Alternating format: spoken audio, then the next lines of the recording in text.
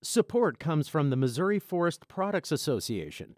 Missouri produces wood pallets, railroad ties, white oak barrels, hardwood floors, and more. Details on the variety of products made in the state are at choosewood.com.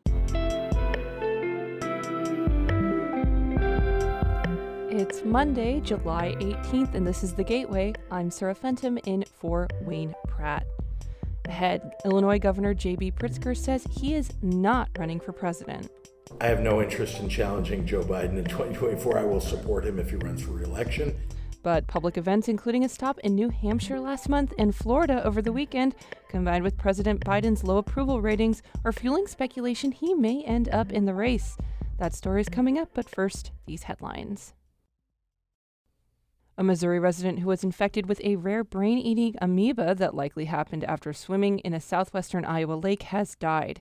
An amoeba is a single-celled organism that can change its shape. The Missouri Department of Health and Senior Services says the patient died due to primary amoebic meningoencephalitis, a rare and usually fatal infection caused by a type of freshwater amoeba.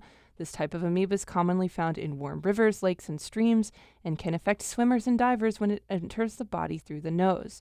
Health officials say they believe the parasite was contracted at Lake of Three Fires near Bedford, Iowa, about 2 hours north of Kansas City.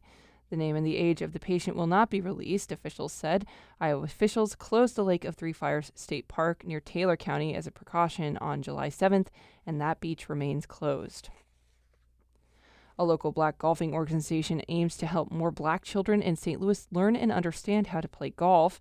As St. Louis Public Radio's Andrea Henderson reports, Urban Golf of Greater St. Louis will bring professional golfers and college golf athletes to 7 recreation centers in the city beginning this fall.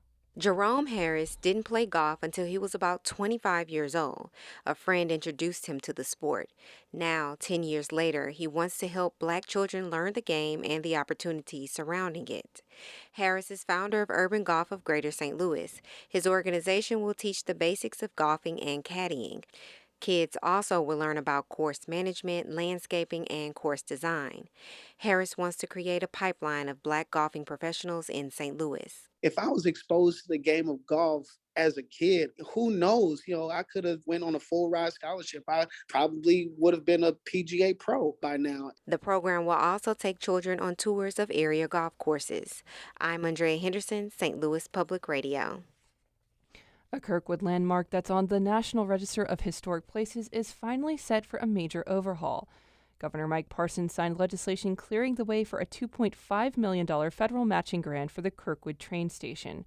Private fundraising and a grant from the East-West Gateway Council of Governments should also help cover the roughly $5 million cost. Station manager Bill Burkhalter says the building is the heart of Kirkwood. People come in here and watch trains. People come in here when they rent the station. They say, my grandfather used to bring me down here and we'd watch trains. I'm talking little girls. I'm talking boys, I'm talking families come down here and sit, and especially at train time. The matching grant comes as Amtrak's Missouri River Runner resumes full service today. Kirkwood's one of the stops on that route.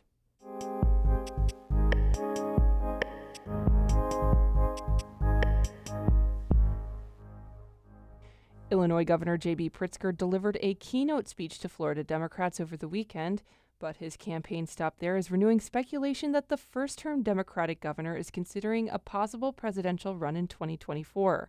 Reporter Dave McKinney has more. In a high school last month in Manchester, New Hampshire, Pritzker strode on stage to Bruce Springsteen's We Take Care of Our Own with a message for Granite State Democrats.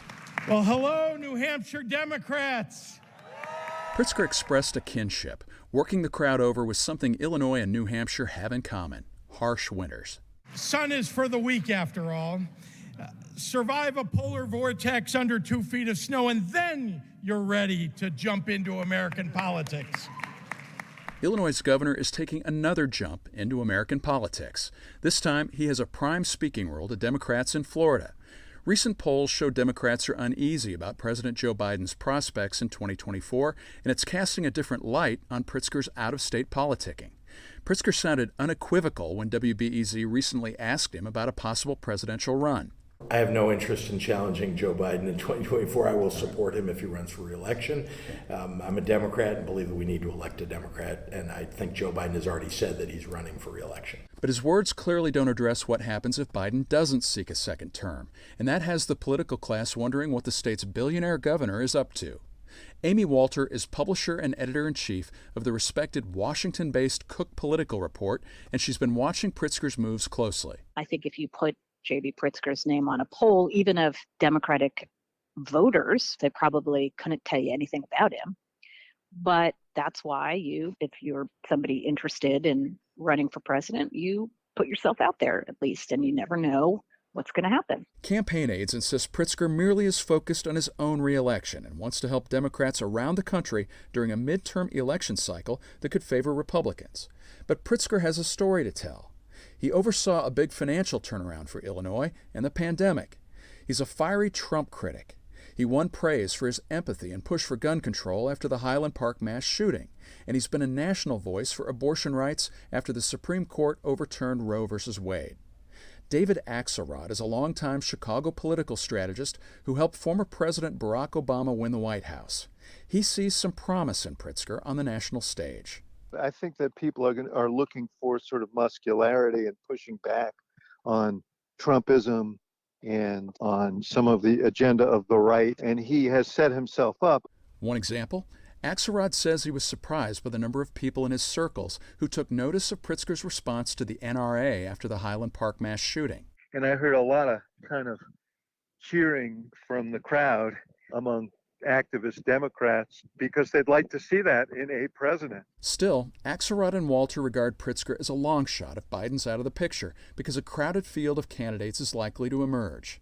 And Pritzker's GOP opponent this fall, Darren Bailey, is needling the governor for launching what could be a presidential campaign in its infancy and says instead the governor should be working on problems at home.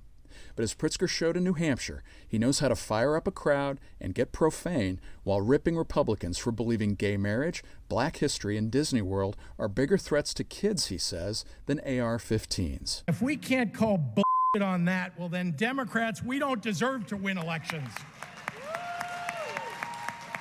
Until Biden formally decides his own plans, the only certain election in Pritzker's future is the one he's facing in November for another term as governor.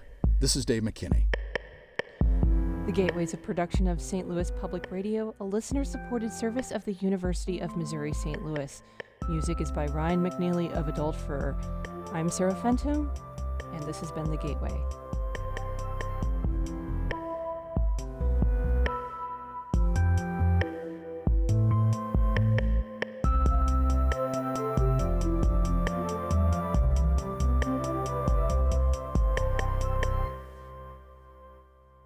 Support comes from the Missouri Forest Products Association, committed to conservation and careful management of the state's forests to make them more resilient and better habitats for wildlife.